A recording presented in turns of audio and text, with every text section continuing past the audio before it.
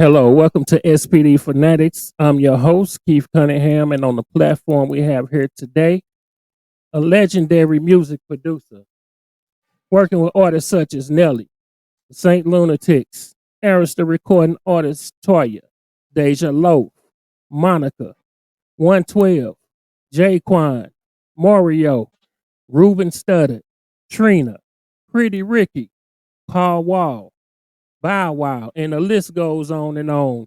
He also scored a film called 4 Minutes. I'm talking about no other than Ryan Ghost Bowser.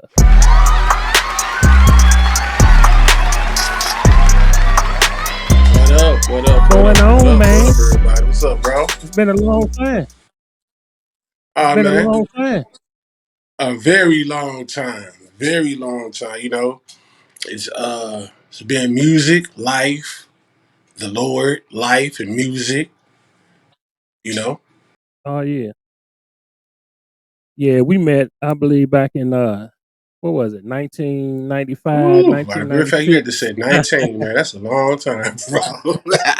Hey, but when I first saw you, man, and it was at church, and I saw you and uh, I think that was what communion. Yeah, communion. communion. Yeah, Yeah. communion.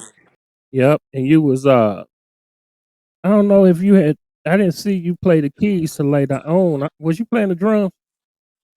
Nah, actually, nah, actually when I had started, I think when I did meet you, I had just started playing keys for the church. I had just started. Yeah, I had literally just started. Yeah, man. I saw you play them keys, and then you started singing. I said, "This brother heard. This guy heard." I said, "Nah, I got to hook up with him and do a little something with some music." But yeah, man. So you was born in St. Louis. How was it growing up in the Lou? Um, you know, growing up in the Lou, I think I think for the listeners, um, it was. I want to say it was typical. I don't want to say that, but it was more just trying to make it. You know, I was fortunate enough to have both my mom and dad, in the household. Um, we lived in the city in what we call a four family flat. My grandmother stayed upstairs with her husband and my auntie and uncle. We lived downstairs. One thing, and of course, our block, it was the block. So you could just imagine everything that went on the block. But it still felt like family. So I was always surrounded by family. I was always surrounded by music. I was always surrounded by church. Like that was one of the main things that was driven in our household was church. Like really to serve the Lord, give the Lord your all. But music was also a dominant part because my father was a musician himself. He was not only was he an assistant pastor, but he was a choir director. My mom, she was a choir director at another church before they got married, from what I heard. So music was just always around me. The setting, just growing up. I mean, you in the hood, so of course you got the elements, the criminal elements that surround you. They were in my household, and coming up, I always I don't want to say I idolized it, but to some degree, I was like, man, is they making a lot of money. I saw my uncle. I saw my uncle. May he rest in peace. I saw him doing it.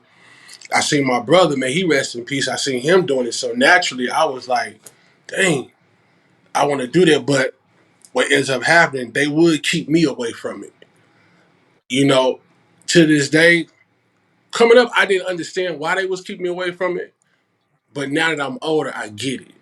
Because they saw something in me that I only just saw as, just doing music. I didn't see the producing side of it. I didn't see that. But maybe they did. Yeah, yeah. That's a blessing, man. To have that covering around you. You know, during that time because of in the 80s and 90s, that was that crack era. Yeah. And that seemed to be one of the things that excuse me, that seemed to be one of the dominant things that was plaguing our black neighborhoods. You know, if you wasn't good at sports, what else was you doing out there? You was getting your money in the street. You know what I'm saying?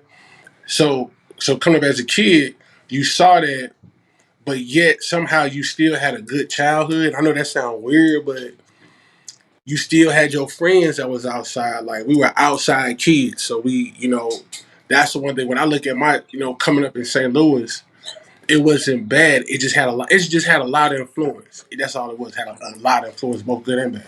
I think for me in the hood, I attended Northwest High School, so I saw a lot of stuff.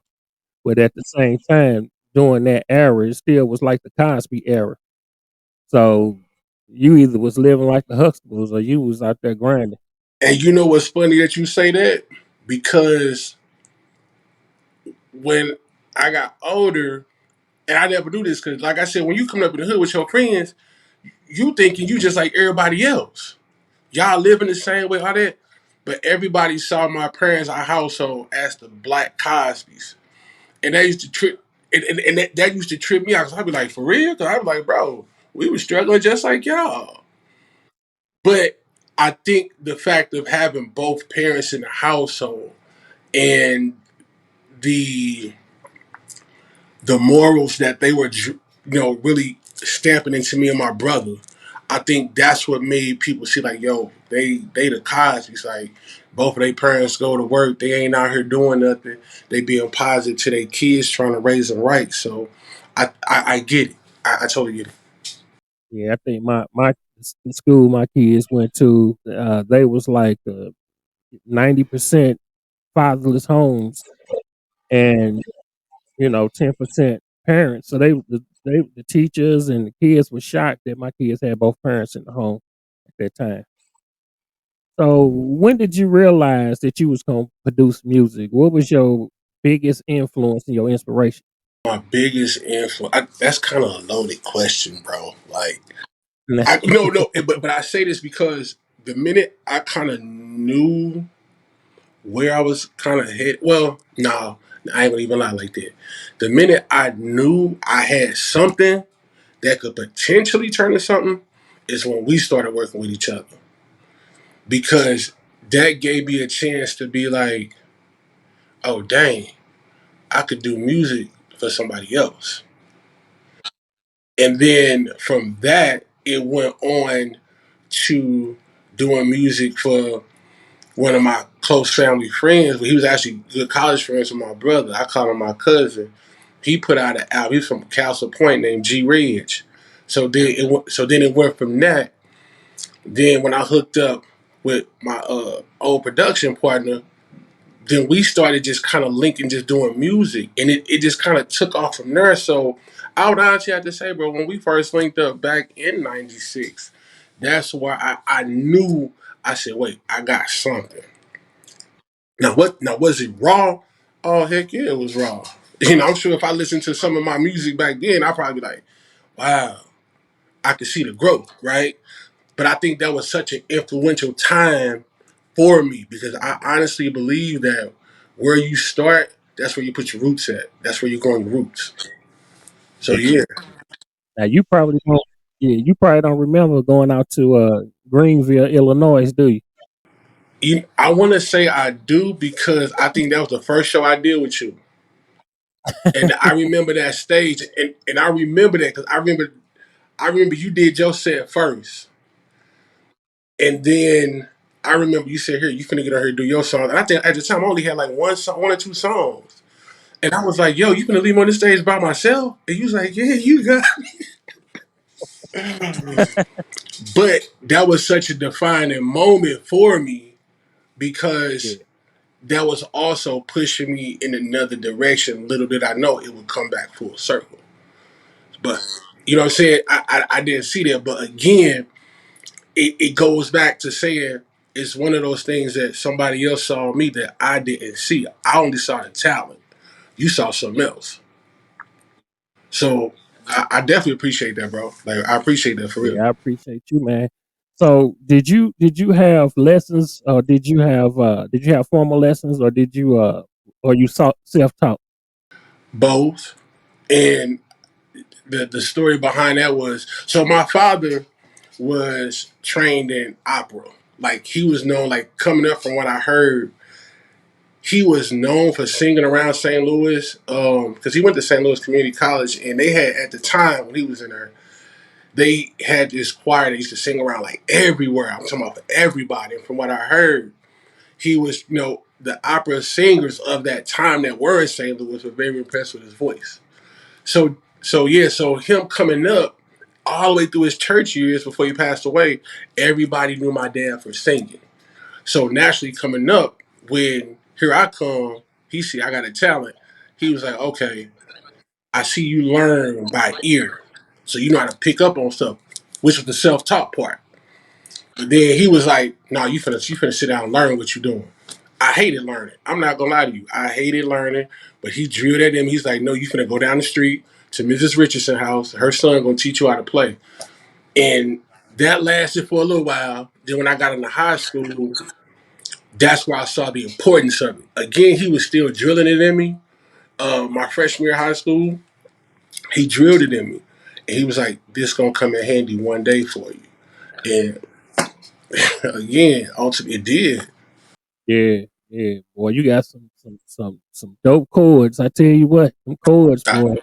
I appreciate that, man. Look, I'm still learning. There's some cats out here that's nice with it. I'm like, ooh, boy. But you know what though? I think back in the '90s during that time, you had a lot of external equipment. It wasn't all with FL and all this stuff like it is now. You had to actually play, or you was using an MPC or Ensoniq ASR10 or some kind of sampler. But you had an advantage when you know how to actually play. And that's why I think that's where the musicianship parts of it comes in, right? And I think I see that coming back now because I'm starting to see a lot of musicians going back to the hardware. They going back saying, "Yo, what's this chord?" Learning these progressions, and that's important because I think that's the heartbeat and life of music is where we can be creative without the machine. Being able to sit down and just create naturally with your talent and understand what's happening musically. I think that's what helps the art form remain an art form. If you understand what I'm saying. Yeah, yeah, most definitely. Yeah, most definitely. Yeah. So the hit song "I Do," which was released in 2001, and we know it's sold well over 400,000 copies. Now, did you know that song was gonna hit as hard as it did when it came out? Nope, nope, nope, not at all. I'm not gonna sit here and lie. Bro, let me tell you something. In my career and all the records I've had, I never knew they were gonna hit as big as they did. Going into it, I always go into music with an honest approach, just giving it my all. So kind of like if I'm finna just pour all of me out. This is my last only chance in this song. I gotta make this thing do something. That's what I'm gonna do. So I go into that creative process like that, right? And so with that I Do record happened at an interesting time in my life because I think I had just had kids. Like they were maybe, ooh, maybe 2 months old. Yeah. So in that equation, it was that. Then it was still trying to make it day to day life, still struggling. I was all over the place. I think at that time, if I can remember, I think we had just lost our house at that time. So I was staying post to post, bro. Some days I'd be at my grandmother's house. Some days I'd be at my baby mama house. Some days I'd be at my old production partner house, sleeping on this floor. I was just all over the place. But and what was crazy, so all the equipment that we had between me and my production partner, for every place I moved, I was moving that equipment with me. I was moving it with me every place. So I do happen, like I said, when it happened, the way it happened, I ain't see that. I didn't think it was gonna be big. I didn't. I was like, this is a dope record. Like this is dope. I knew it was hard. I knew we liked it. I knew we had something, but for it to sell like it's sold, nah, Yeah, nah, G. that was a hit. Yeah. Yeah, and And I mean, it, I heard that. I was like, my boy doing it. yeah, but you know what, man? And that was at a time I remember during that time I was playing for a gospel choir called Rebirth, and my god brother, I was playing for him. I was playing for him. So the equipment was sitting right in the living room because in his living room is where we had rehearsal at. So I'm sitting there making this beat, and I'm making it. Meanwhile, the choir is looking at me. I'm supposed to be in rehearsal, so every chance they stop, I'm turning around like, and I would turn back around and start playing every time we stop. And then one of the choir members, she said, "Uh oh, we out of here." And you know what happened? What's that? A few months later, I was Wow. gone. Wow. Now, how did you come up with that concept of that song? You just heard it and just started playing it, or how did that come to you? So Nelly had dropped Country Grammar right before that, but right before Toya, right? So during that time, that the elements of that song, that heavy 808, the that snare that was it was like that. That sound was so dominant in St. Louis music. But what I noticed, people were catching on, the world was catching on to what Nelly was doing. So I was like, what if I could take what he's doing and turn it into an R&B song? But still keep it to a point where it's got to bounce. So I started playing around with sounds. Literally just started playing with sounds. And I was like, let me take something simple and put a bass line around it. So the only thing I had was that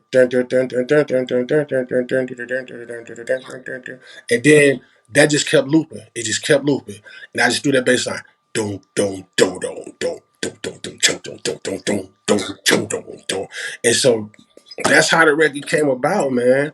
And and the thing about it, we had a bunch of tracks that we had did for Toya. Some of them made the album initially, but the I Do record, I remember when I sent it to Bam, he was like, "Yo, this it, bro."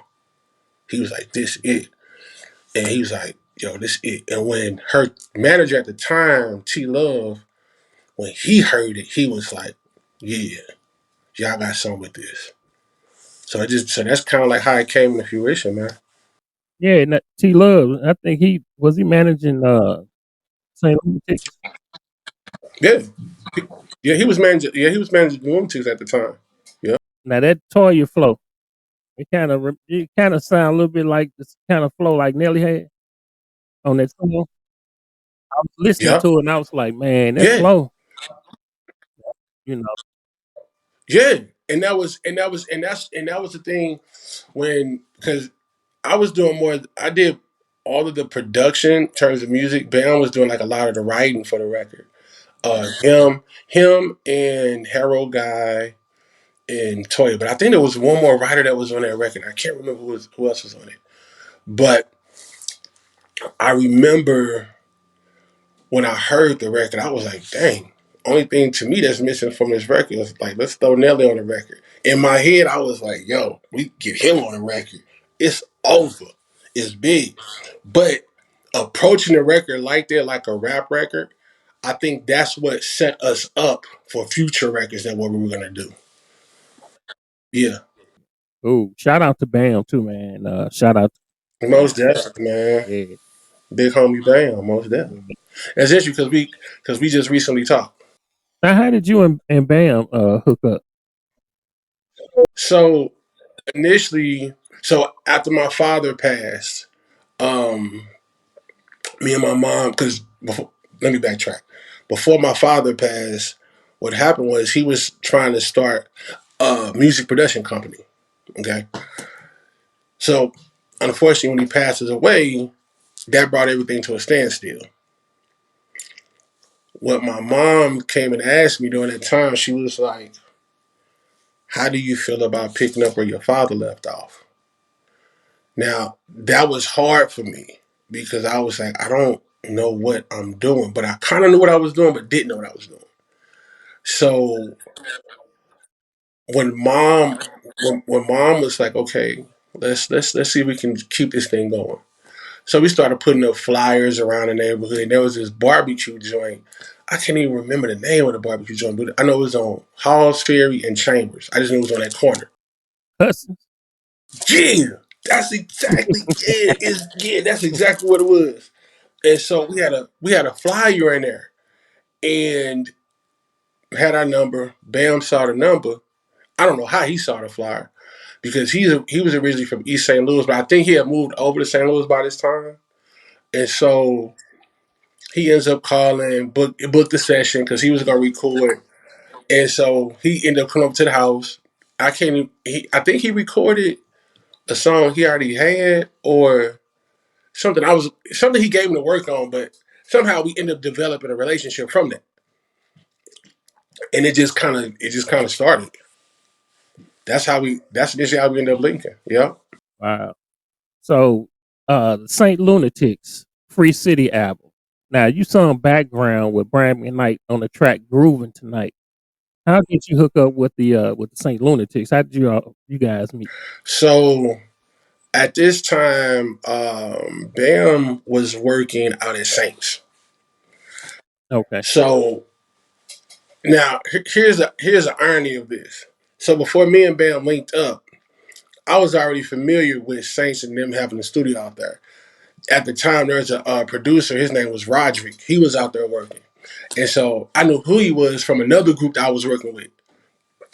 So fast forward a lot of years later, Bam ends up getting a job out at Saints. I forgot what he was doing out there, but he says, "Hey, I think we can get our music heard." By it wasn't so much about being heard by the Lunatics, but it was by the owners, David and Darian, because it was their studio. Twins, right? Yeah, the Twins. twins. Yeah. Yeah. Because they was heavy into music. You know what I'm saying? Like they Yeah. were really influential for a lot of R&B groups that was in St. Louis. And of course the Lunatics. You know what I'm saying? So Bam ends up taking one of our tapes out there to for Dave to hear, and Dave heard it. He was like, "This y'all?" And he was like, "Yeah." He's like, "Me and my partner Ryan be doing music," and so he was like, "Shoot." He's like, "What else y'all got?" So we let him hear some more joints that was on the tape or whatnot. He turns around. He's like, "Look, I got a studio. Y'all can come work out of it, do music for us, and we see what happens, see what goes from there." That's how we end up meeting City Spud because we come out there and the Lunatics they was in the studio. So the Lunatics was there. Who else was there? Let me see. It was Lunatics. It was a group. These two girls who used to sing, Lisa and Leslie. They would come out there, and then I think it was just a culmination of that. And so everybody just started getting familiar with each other. Just started meeting each other, talking, and then me and City Spud just instantly linked up. We started clicking. Me, him, and Bam would be in the studio late nights doing stuff. And so City ends up having this track. He said, "I got an idea for a track." He does a track, and I'm like, "All right." And so he's like, "Yo, I got this." He's like, "Yo, I got this hook. I got this hook." And so he gives me the hook. He said, "Go in there and sing it."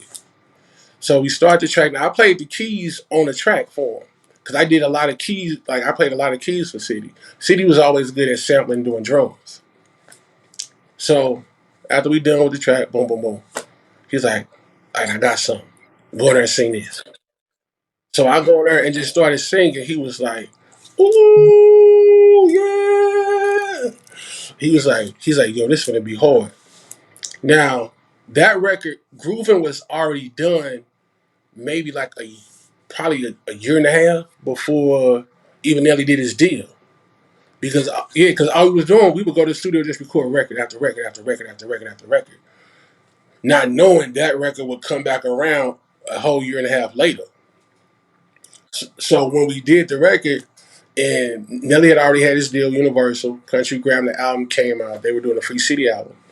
So by this time, City was going because he was locked up during that time when the Free City album was happening, and so they end up doing a Groover record on there. I end up recording the vocals in St. Louis. Initially, they were trying to keep me on the whole record, but I was sick, and so I'm trying to record a record with a cold. They was like, City was like, "Yo, what is you doing?" Man, I take that back. City wasn't locked up yet. He wasn't. He was still out because when he heard the record, I remember him calling me from New York. He was like, "What the hell did you do to this record, man? Like, why would you go in the studio sick and try to record?" And I was like, "I didn't think y'all could tell." Well, they were able to keep the backgrounds of the record. The leads they end up pulling off. So when Brian heard the record, he was like, "Yeah, I can jump on this because this clearly it sound like me, so I can go ahead and jump on it." So he ended up jumping on the record. The rest is history, man. Universal cut that check for him to do them both. Yeah. So we had to talk about the Grammy Award winning song Dilemma, right? Which won Best Rap Song Collaboration at the 45th Annual Grammy Awards. So how did that feel, man, when that the record when it blew up like that and then also a Grammy? I mean, what was in your mind when you heard that that song was nominated for a Grammy? Man, it was. I feel like it wasn't real because how do you go from sitting in your basement, your partner's basement, y'all watching? I think at that time, what was it? 106 in Park. You seeing all these people that you like music on TV, and all of a sudden a year later, you walk into an arena with those same people. You like, whoa, like this is really real. So in that moment, that Grammy experience, man, like it just felt like it's just like I said, is it really happening? Like, is this really a joke? Am I dreaming? Like it really felt like that. You know what I'm saying? You don't know when you making a record, you're not thinking, oh, I want to win a Grammy. At least I don't. I don't. I just go in there, I want to make this a good record. Did I think it was gonna become as big as it has? Man, no. I think stuff like that is solely left up to God. I think that stuff where He's like, I'm gonna make this record move. You just listen. I'm gonna give you the idea. I'm gonna do the rest, and you humble yourself to that. Yeah, yeah, I can imagine, man. That song is now well over a billion streams.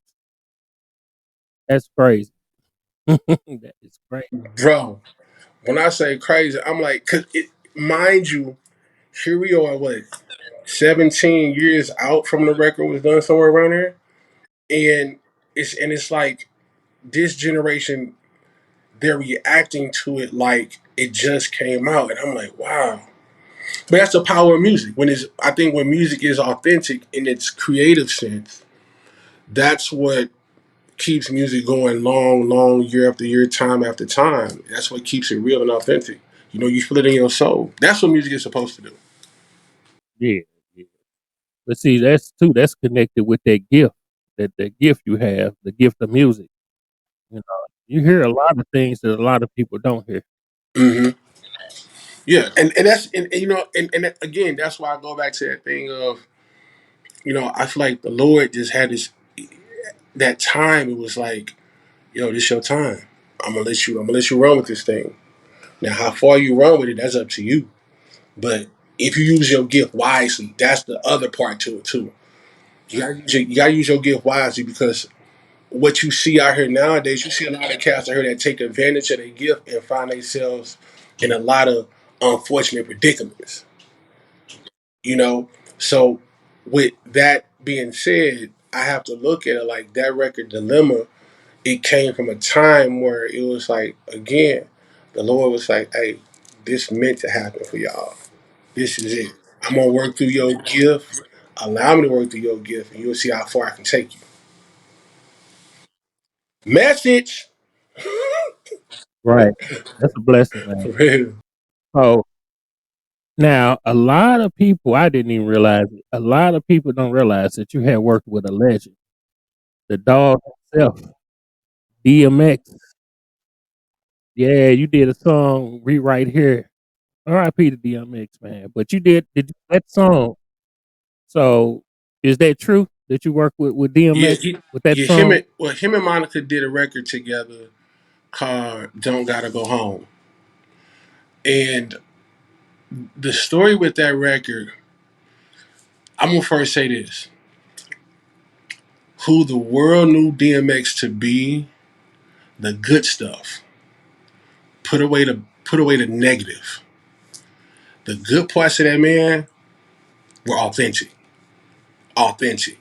and I think media has done a lot of misinforming of who he was because we've seen a lot of the bad stuff he did. But what made me realize who that man truly was, we were recording that record, and number one, that record got recorded like, man, about 5 different times, 5 different cities. Clive Davis was so stuck on this record being right. So we're out in LA. That's the first time I had met him was in LA. And so yeah, so he comes out there to record the record. He walks in and he's got the Rough Riders with him, of course. And we going out there talking, and he walks in. He's like, "Yo, what's going on?" He started asking all these questions like, "Hey, why y'all choose me for the record?" And this, and that. And he's being himself. He's sitting there listening to the record, listening. Now I'm not realizing as he's sitting there listening, he's writing the verse in his head. No pen, no paper. He's writing this thing in his head. He goes in the booth, lights a cigarette. That's why when the start of the track comes on, it sounds like a cigarette is lighting because he's honestly smoking in the booth for real. He takes he takes a puff of the cigarette and he goes. He just goes. And we like, dang. Like, whoa. Like, we wasn't anticipating that. He comes out the booth. We start having a conversation again about some business stuff. And he has this book with him. And the book was called God's Promises. And when I saw it, I was like, can I see that for a second? He hands me the book. And so I'm just flicking through it. He was like, you know what that is? I said, yeah, I know what it is. And he was like, I carry this book with me wherever I go. It just reminds me of God's promises for me. So when I saw that, I was like, yo, this really a good dude for real, man. Like, this dude is a he more than just a rapper. Way more than just a rapper. Do I think me personally, do I feel like he would evolve into a preacher in a different way than what we've known preachers to be? Yeah, most definitely. Because he was so well rounded in knowing the things of the Lord, despite what media saw, despite what people said. He was so well rounded in that, and he really treasured that. Like, he stood on that. Like, you weren't finna budge him off of that. And the second time we ended up meeting him to do that record, because he ended up putting that same record on his album, The Grand Champ. But so he wanted us to switch the drums on it so it could have a little bop to it, a little knock to it, which we end up doing. So by that time, we go to Yonkers to where the Rough Riders had their studio at the time. So that's when we was upstairs in their studio. And he came through there, and again, it wasn't nothing but love, man. He's a genuine dude, like real genuine. So that record, him being on it, to me, it was a blessing in two ways. Meeting him, obviously getting the record done, but then just getting to know him as a person in that quick stint. Everybody haven't had that pleasure and honor of meeting him like that, man. That's a blessing. Yeah, yeah, and that's the thing, man. I think it's important. That's why I'm so big on media, man. Like, you have a platform, and you have a platform that can really put the light honestly on artists, on so forth, to get to see the real them and to real truth. And there needs to be more platforms like yours. Yeah, I appreciate that, man. I appreciate that. Uh, you also produced the song Change Me for Ruben Studdard on his album The Return. So how did you come about working with Ruben Studdard? So Ruben, that so Change Me wasn't a record that we did. We did a lot of other records with Ruben. So Ruben, that was interesting. We were working again. We had just finished doing Monica's album. Now Monica was signed to J Records at the time. So Clive was like, "Hey, I want y'all to go in the studio with Ruben." And I was like, at the time, I knew who he was, but I didn't know who he was. Like I knew he could sing. I didn't know he could sing. So he ends up coming to Atlanta. And at this time, me and Ben were staying in Atlanta. He ends up coming to Atlanta, and he comes to the studio, man, and he just starts singing, and I'm like, wow, you really do sound like that. Like you really sound like that. Like you, like dude. When I say good hearted brother, like for real, down to earth. And we just started working on records, and we had a record that we did with him called Reminisce, and we were. I don't know what happened with that record, but I don't know if we couldn't get it approved to put out, but the record was so. It was a beautiful record. I don't say that about a lot of records I produce, but it was a really beautiful record. I was like, dang. But from that relationship, man, that's how we ended up working with each other, man. It's just it seemed like once Dilemma took off, all the doors started. It's really true what they say. All it takes is that one hit, and if you're focused and you say, okay, God, how are you gonna guide me? And you allow him to guide you, those doors start opening up, man, like one by one by one.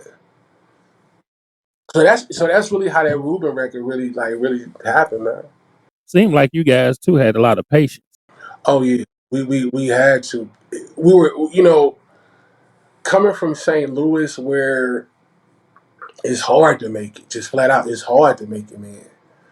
So when you coming from an environment that's hard to make it, you kind of grow the tolerance of just constantly pushing through, constantly working hard, and you don't realize you are developing patience. You don't realize it until you're actually in the moment of being out here on a professional level and really working. You don't really understand that you've developed this thick enough skin to be patient with artists, patient with the whole process, be patient with things, when they don't go right. Because we've had moments where things didn't go right.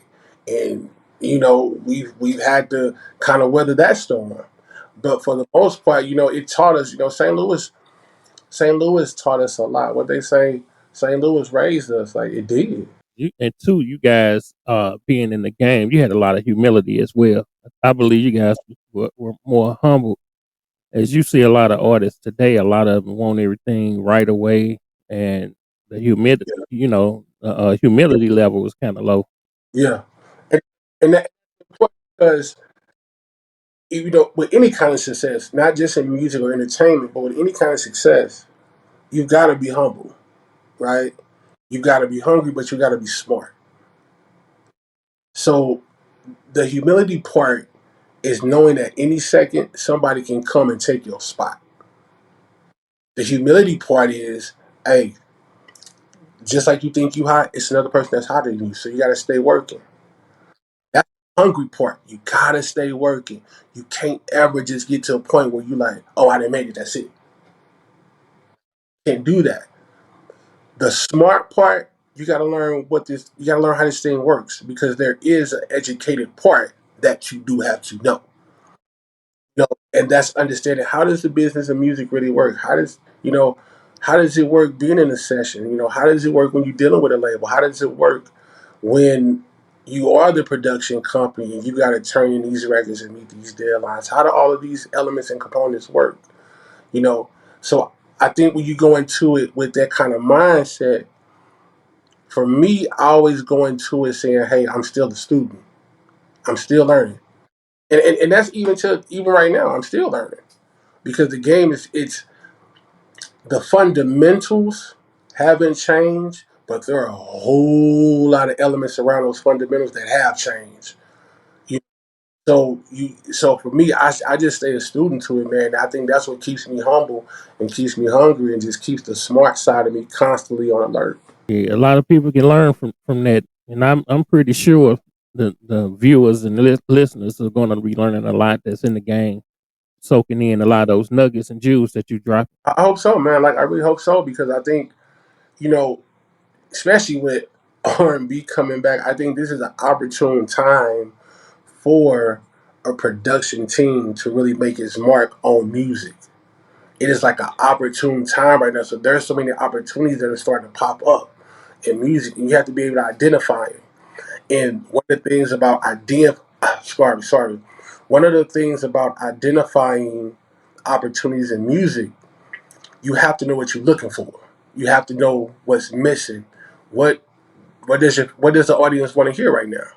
You know, I don't believe in force feeding people music. I'm not gonna force you to like it. You either like it or you don't. That's simple. So me, you, and Hennessy, Deja Loaf featuring Lil Wayne, and that was released in 2015.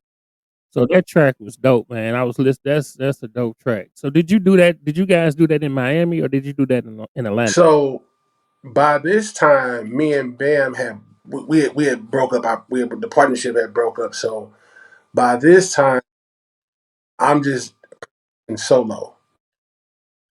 So me, you, and Hennessy was a record. One of my great friends over at Rock Nation, Mike Brinks, he was managing a producer at the time by the name of DDS. Um, and DDS is from Detroit. So Mike calls me. He says, "Hey, I want to link you with this other producer." I said, "What's up?" He said, "I got a record."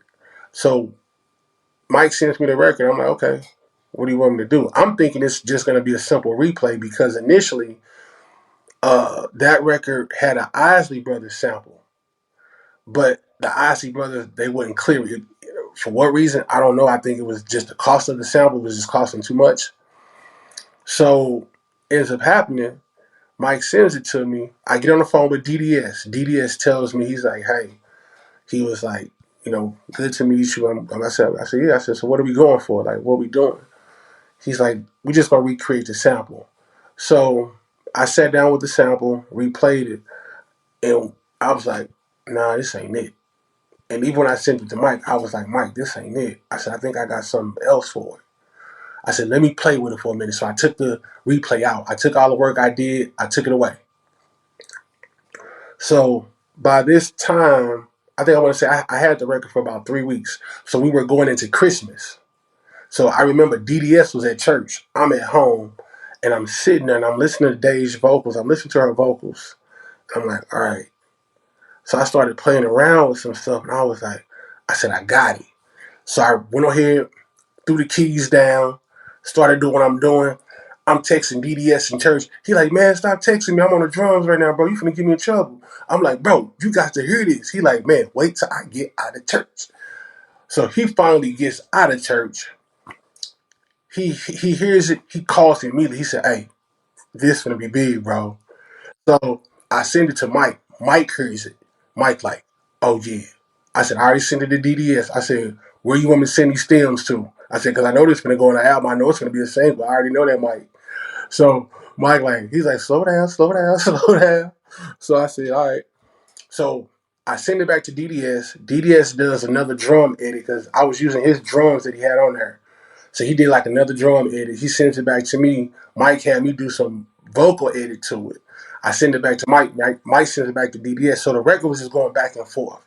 That's the great thing about collabs because when you collab with somebody who's like minded and both of y'all go into it with the energy like, "Yo, we gonna make this record the best record," the possibilities is endless, man.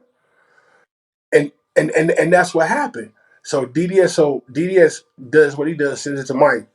All of a sudden, I ain't hear nothing else. Mike called. He said, "Hey, check your email." So I'm listening to the record. Now, mind you, I only heard Deja's vocals on there. So by the time I get the record back and I heard Lil Wayne on there, I'm like, "Oh,"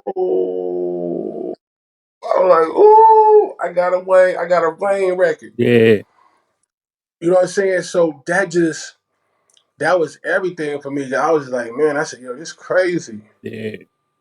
And I couldn't believe it, but I was like, collaboration, some collaborations are just dope. It's just meant to happen. You know what I'm saying? And it goes back to what I said earlier, really allowing God to really take that talent and to be able to use your gift. You know what I'm saying? Now I would say I would say this. A lot of people, because I've gotten flack for that record, because people are like, well, how could you produce a record like that and you're a Christian and da da da da. Well, I always separate my profession from who I am. I never compromise my beliefs for my profession. I never. So me being in a position, what it did, it formed a relationship between me and DDS. It took our conversations beyond music, and you feel me on what I'm saying. So it took it beyond it. It served its purpose, and I think as believers, what we have to understand is this: God uses believers in every area, every walk of life, every area. You have to be sensitive and open your ears to hear what is he telling you to do and how to do it. Now, now you can't control what goes on the record. You can't control what happens on the playing field. You can't control that part. That's not the part you're supposed to be worried about. You're just supposed to be worried about being the vessel that God can use for your talent. So yeah, yeah. Exactly. Exactly. Yeah. Point well taken, man.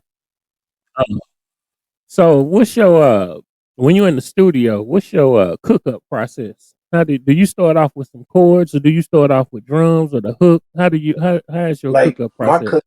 cookup process, man. It starts first. I walk in and I say, all right, God, what we finna do? What we finna do? And so musically, I just start playing with a lot of sounds because as a producer, sound selection is everything.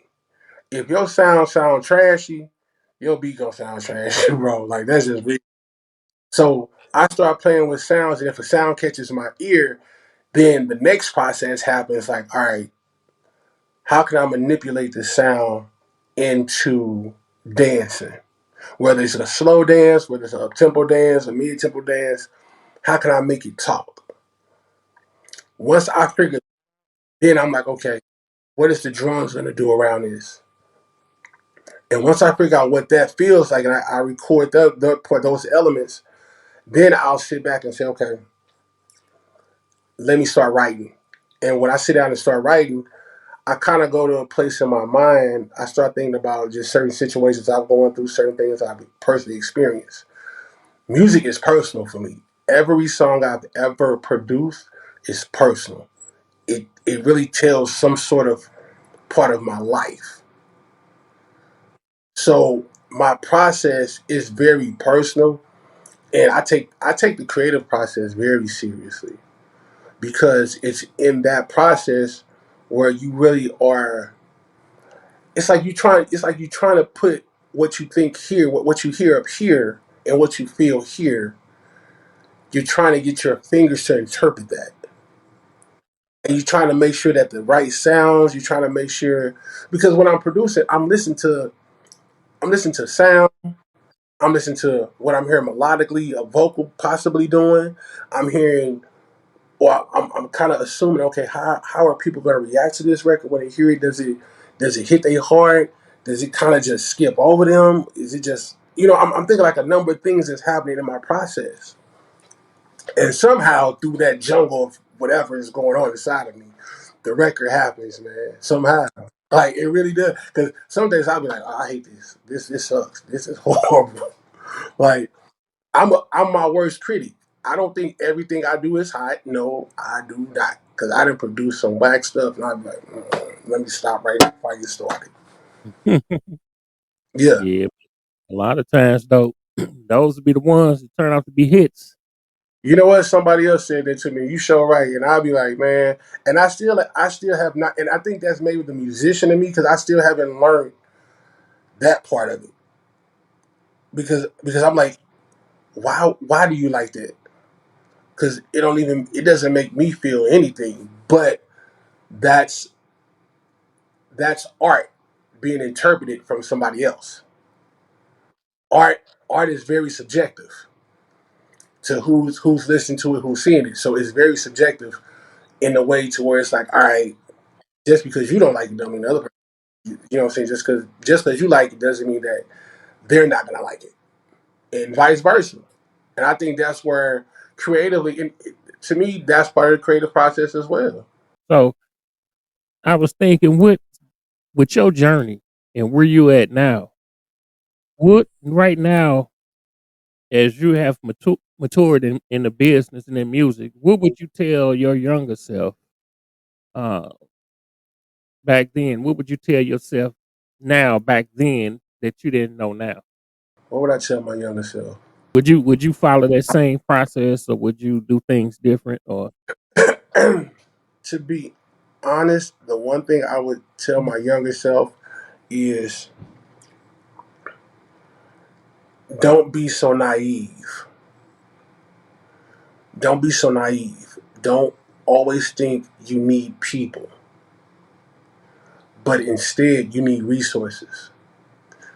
And that's two different things because when you're naive, you're only seeing things. You got it's good to have tunnel vision, but you cannot have tunnel vision when it's your life on the line. You have to consciously be aware of what's happening. You have to consciously say, okay, I need to learn some things before I start signing my name to this. I need to understand how does this work a little bit more. I wouldn't have stopped the me going as hard as I do and did. I wouldn't stop that. But understanding you don't need people, you need resources. Some people are resources. So you need the right relationships. right, You see what I'm saying? It's a difference. Some people feel like, yo, I gotta have this person. It's the only way I'm gonna make it. It's the only way. I would tell my younger self, like, no, take a chance on you. Take a chance on you.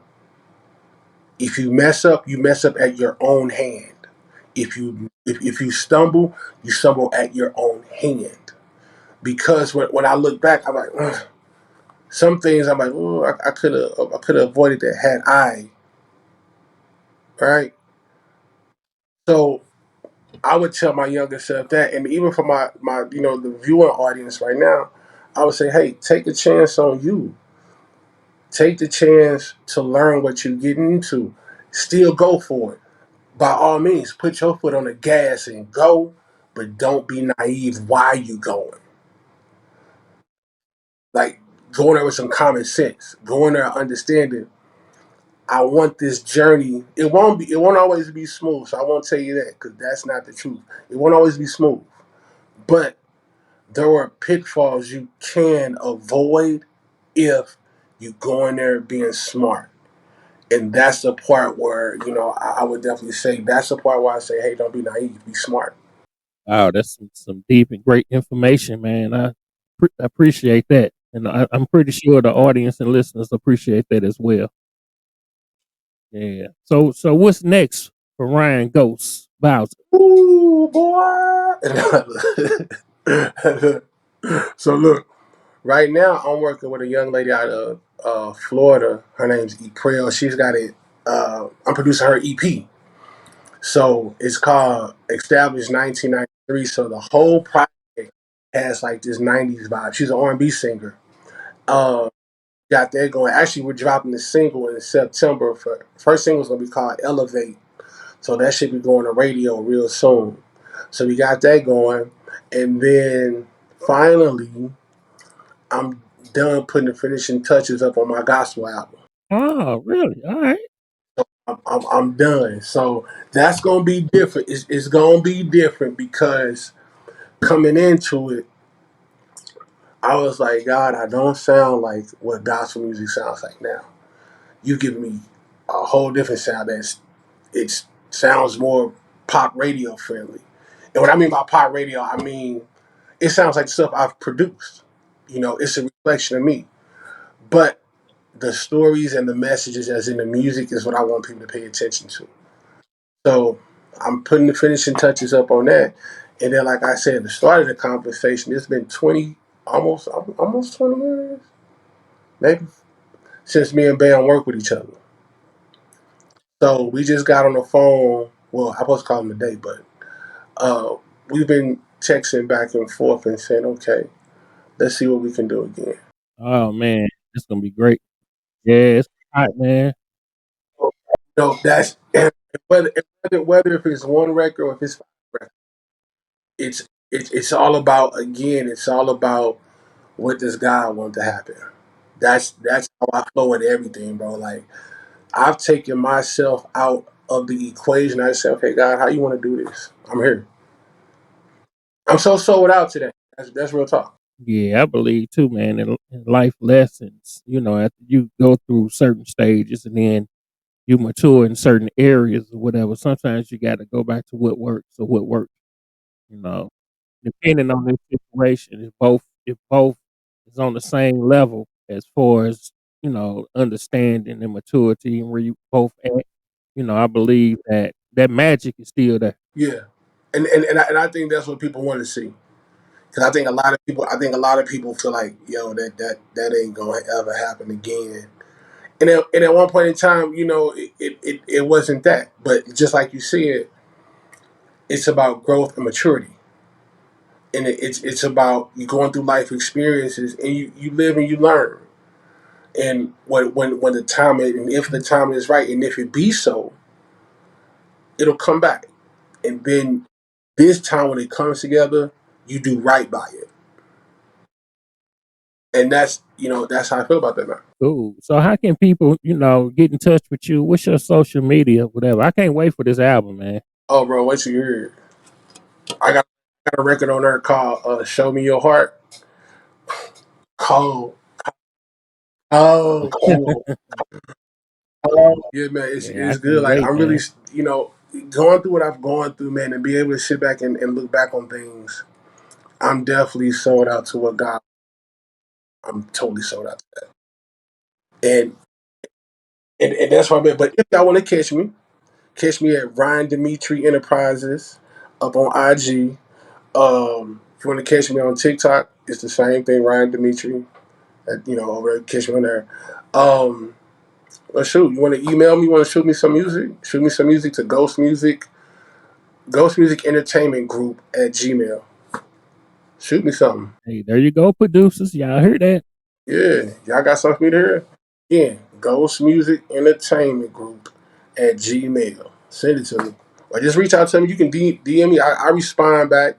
Give me a few days to respond because my messages, I be having like a stream of messages and stuff in there. And so if I don't get to you immediately, I will get to you. I promise you. It ain't no AI. It ain't no bot responding. It's really me. Cool, cool. Hey, man, one last thing, though. I'm going to have to start a petition, man, here in St. Louis. We got to get you on the Walk of Fame down in the loop, man. We got to get you one of them Oh, man. stars down there. We got to get you and Bam one of them stars down there, man. Y'all deserve it, man. Yeah, I don't think yeah, I don't think people really realize how much y'all accomplished. I hope that people feel that. I hope that people feel that way too. You know, I I really hope so. Because we definitely put our grind and our time. Yeah, y'all definitely deserve that, Yeah, man. appreciate that. Yeah.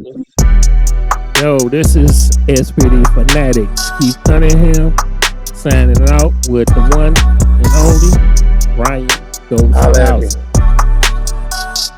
Ghost. Yep.